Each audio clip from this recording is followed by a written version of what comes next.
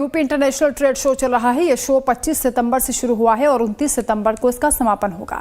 Show में राज्य के 2400 से भी ज्यादा उद्यमियों ने यहां अपने प्रोडक्ट्स की प्रदर्शनी लगाई है। इस बार 4000 करोड़ रुपए का कारोबार होने की उम्मीद है।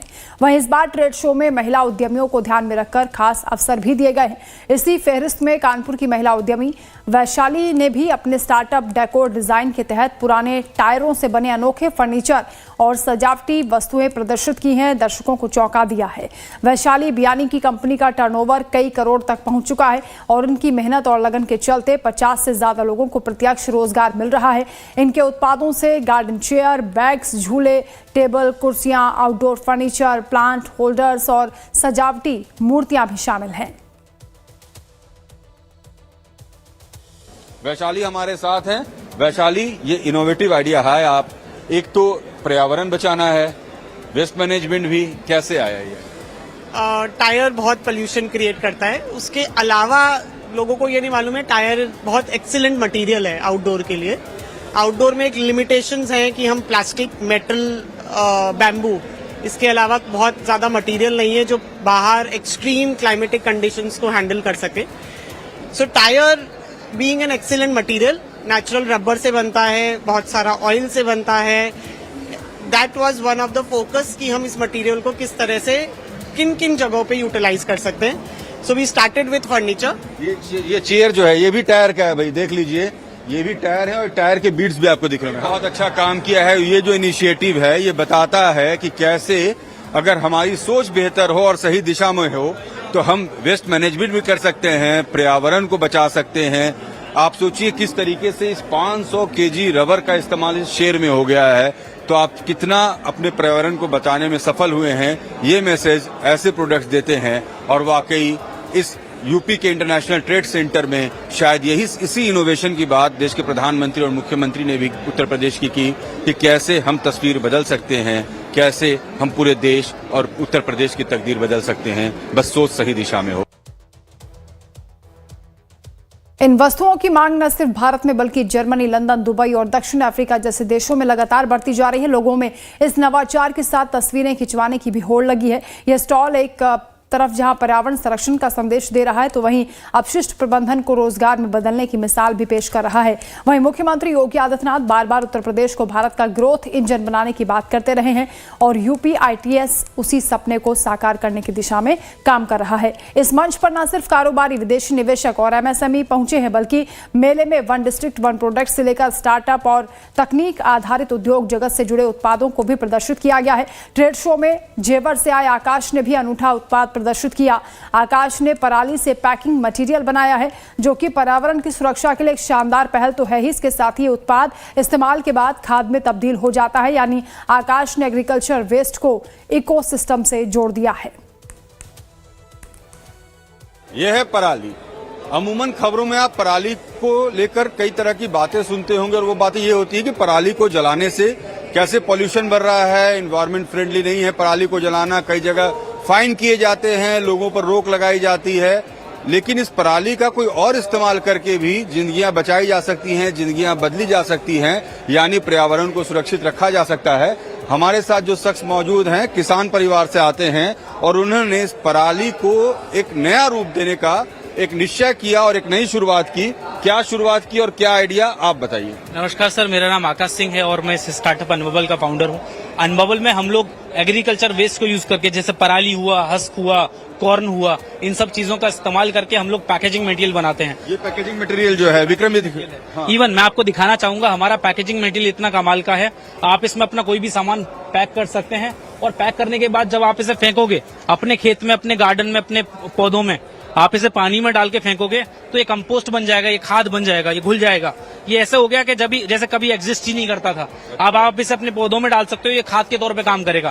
पहला ये पैक करता है, दूसरा आपकी चीजों को टूटने से रोकता है, तीसरा वजन में भी इतना है, चौथा हमारी पैकेजिंग ना सिर्फ सस्टेनेबल, ये प्राइस फ्रेंडली है। मतलब ये कीमत में भी उतनी ही है जितने में प्लास्टिक पैकेजिंग आती है, ये बिल्कुल कीमत में महंगी नहीं है। तो हमारे 2 पैकेजिंग है, पहला पैकेजिंग पीनट, दूसरा ये फॉर्म पैकेजिंग है। ये किसी भी शेप में, किसी भी साइज में आप इसे बना सकते हैं और बाद में इसको तोड़ के अपनी जमीन में डाल दीजिए, ये खाद बन जाएगी। आकाश की कोशिश काबिले तारीफ है। वहीं ट्रेड शो में महिला उद्यमियों की एक शानदार कोशिश पर लाइफ टाइम्स टीम की नजर पड़ी। दरअसल महिला उद्यमियों ने आमतौर से बनने वाली पीतल की मूर्तियों को लेकर एक शानदार पहल की है। इन्होंने मार्बल डस्ट का इस्तेमाल करके मूर्तियां बनाने का काम किया है। यूपी के इंटरनेशनल ट्रेड शो में ये डिवाइन मोमेंट्स को रिक्रिएट करने के लिए मार्बल डस्ट का इस्तेमाल किया गया है। जी हाँ, दरअसल ये इन्वायरमेंट फ्रेंडली जो प्रतिमाएं बनाई गई हैं, कोशिश ये है कि मार्बल डस्ट से बनाई जाए ताकि मार्बल का जो वेस्ट निकलता है वो पॉल्यूशन के बजाय किसी कोई और रूप ले और वो रूप जो है वो भगवान का ले ले। यानी भगवान की वो प्रतिमाएं जो अमूमन हम किताबों में पढ़ते हैं और वो क्षण को हम नहीं जी पाते हैं, वो यहाँ पर इन मूर्तियों के जरिए जीवंत करने की कोशिश की गई है। विनीता हमारे साथ हैं। विनीता, आइडिया क्या आप लोगों का? यही आइडिया था? जी, हमारा विजन यही है कि जो हमारे वेदास हैं, जो हमारे स्क्रिप्चर्स हैं, उनकी सिर्फ हम लोग उनके बारे में पढ़ा था। तो जब हमने इनको स्टडी करा तो हमें इसके कोई भी स्कल्पचर्स ऐसे मिले नहीं, ऐसे कोई आइडल्स नहीं मिले। तो हम लोगों ने फिर इसको रिक्रिएट किया है उन मोमेंट्स को थ्रू आइडल्स। तो जैसे अगर हम ये देखें, महाभारत में श्री कृष्ण ने जब गीता को उपदेश दिया था तो उन्होंने अर्जुन को पूरा अपना सारे अवतार दिखाए थे। यहाँ पे आप देखते हैं सारे अवतार हम लोगों ने दिखाए हैं। फिर पूरे यहाँ पे हमारे प्लैनेट्स भी दिख रहे थे, जितने भी ग्रह हैं वो भी दिखाई दे रहे थे।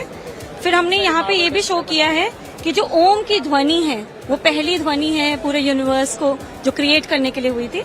तो ये हमने बहुत स्टडी करने के बाद हम लोगों ने आर्टिस्ट के साथ बैठ के पूरे सेशंस हुए हैं इसके, हमारे जो डिजाइनर हैं उनके साथ में।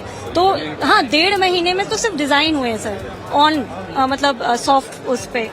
फिर उसके बाद हम लोगों ने इसको मार्बल डस्ट से बनवाया है। यूपी इंटरनेशनल ट्रेड शो में यूं तो बहुत सी शानदार चीजें हैं, लेकिन इन सभी के बीच दर्शकों को यहां बिजनेस ऑन व्हील यानी पहियों पर बाजार की अलग पहचान भी दिखाते हैं, जहां काफी लोग इस उत्पाद को देखने के लिए पहुंच रहे हैं। बता दें कि इस स्टॉल पर पीएम मोदी और सूबे के मुखिया योगी आदित्यनाथ भी कुछ देर तक ठहरे थे। उन्होंने भी इसके बारे में जानकारी ली थी। योगी आदित्यनाथ ने युवा उद्यमी विकास योजना की भी शुरुआत की थी। तवलीन हमारे साथ हैं और ये एक ऐसे प्रोडक्ट के साथ हैं जो युवाओं को रोजगार भी देती हैं और खुद भी इन्होंने एक मैन्युफैक्चरिंग यूनिट तैयार किया। तवलीन, क्या आइडिया है ये? तो हमारी कंपनी का नाम है एज़मत business on wheels. Business on wheels से आप समझते हैं कि जो कुछ भी कोई भी धंधा जो आप मोबाइल रख सकते हो, कि आप लोग आपके पास ना आए, आप लोगों के पास जा पाएं, तो वो हमारा पूरा कॉन्सेप्ट है। अगर आप देखेंगे कि हमारा जो स्कीम जो सीएम युवा की है उसमें 5 लाख का लोन मिल रहा है। और हमारी ये कार्ड्स, अगर मैं आपके कैमरामैन को बोलूं, ये वाली कार्ड्स, वो वाली कार्ड्स, ये सारी अंडर 5 लाख है। इनफैक्ट ये अराउंड 85,000 की है। इसमें हम सिर्फ मैन्युफैक्चरिंग ऑफ कार्ड्स नहीं करते, हम उनको, जैसे हमारे पास कोई भी अनएम्प्लॉयड यूथ हो या किसी को शुरू करना हो, वो बैक एंड सपोर्ट भी चाहें। अलग-अलग तरह के कार्ड्स हैं जो बिल्कुल बिल्कुल। तो जैसे अगर ये पेडल, ये साइकिल कार्ट है, अगर आप देखोगे ये साइकिल कार्ट है, इसमें उनको पैटी का बिजनेस करना था, तो हमने वो पैटी का डिस्प्ले बनाया है, अवन दिया है। तो जैसे जैसे जो मेन्यू है उसके बेसिस पे करते हैं। सिर्फ फूड ही नहीं है, बहुत बार आजकल कपड़े ऑन व्हील्स भी हो गया है, तो हम वो भी बनाते हैं। रिटेल है, प्रोडक्ट है, ऑल काइंड्स। मुख्यमंत्री ने जो कहा कि आप स्टैंड आउट सबसे अलग और खास सेटअप के साथ आप आए और जो वो जिस तरीके से गवर्नमेंट सपोर्ट कर रही है, you people are facilitating. Yes, government is supporting. In fact government की तरफ से बहुत ही पुश है कि नए नए मॉडल्स, नई बिजनेस इनोवेशंस आनी चाहिए यूपी सरकार में, उत्तर प्रदेश में।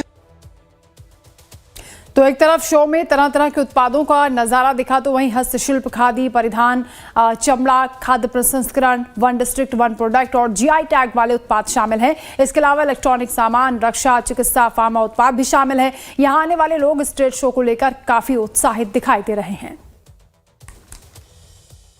प्लेटफॉर्म है, बहुत अच्छा एक तरह से प्लेटफॉर्म हम लोगों को मिला है कि हर, चाहे वो हथकरघा उद्योग है जो उनका स्टार्टअप भी है, उनको एक छोटा प्लेटफॉर्म मिला जिससे कि हमें B2B बायर्स मिल रहे हैं और प्रमोशन मिल रहा है, PR अच्छा खासा है। क्योंकि क्या है कि आप एक घर में आप लगा रहे हो या मार्केट में भी लगा रहे हो तो वहाँ पे सेलेक्टेड क्लाइंट है, बट यहाँ पे क्या है कि आपको इंटरनेशनली आपका कहीं ना कहीं क्लिक कर सकता है, क्योंकि this is totally all about कि हाँ आपका कब कौन सा बायर किधर से आ गया। क्योंकि यहाँ पे बहुत सारे बायर्स हैं, आपके टेक्सटाइल इंडस्ट्रीज हैं, हैंडीक्राफ्ट इंडस्ट्रीज है, लेदर, ओवरऑल।